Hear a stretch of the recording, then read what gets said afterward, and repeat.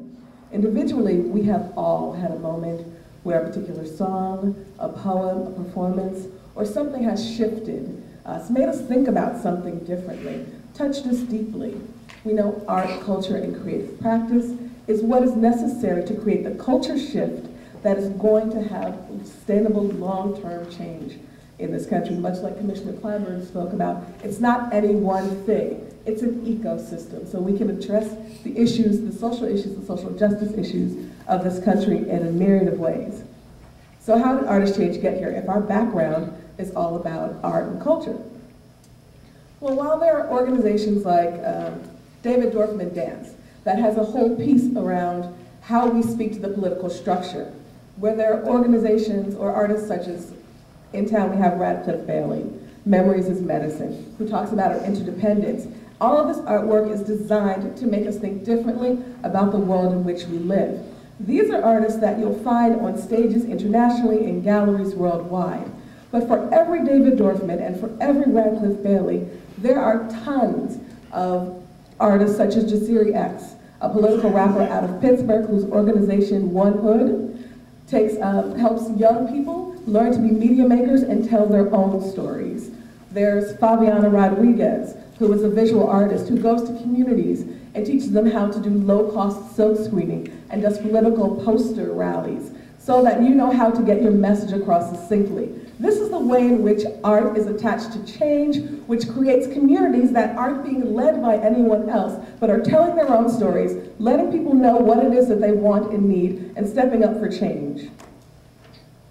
I've got a ton of notes I'm going to try and get through. So that's how we started getting involved in this whole conversation about net neutrality and internet freedom and media democracy. We love that term. But a funny thing happened. Once we started getting into the conversation, we realized that these are not new conversations. That the idea of net neutrality and internet access, that media, whether it be traditional media or new media, are just civil rights issues. They just have a different forum. So these are long-standing issues that we are continually trying to address, that we cannot let slide by as something brand new, because what happens is much, I like sitting next to Eric because I don't know if we can read very much, but we'll see. Because what happens is we drag these same old challenges of disenfranchised communities of the poor, of ignoring people of color, of what is really overt and covert racism still in this country. We drag these onto the internet. We take them right out of traditional media and we place them online. It is not any different. It is not just about access to the internet so that you can Facebook your friends. It is about access to information. When you have 75% of companies doing 100% of their hiring online, that's about labor, that's about employment, that's not just about I need a computer in my house.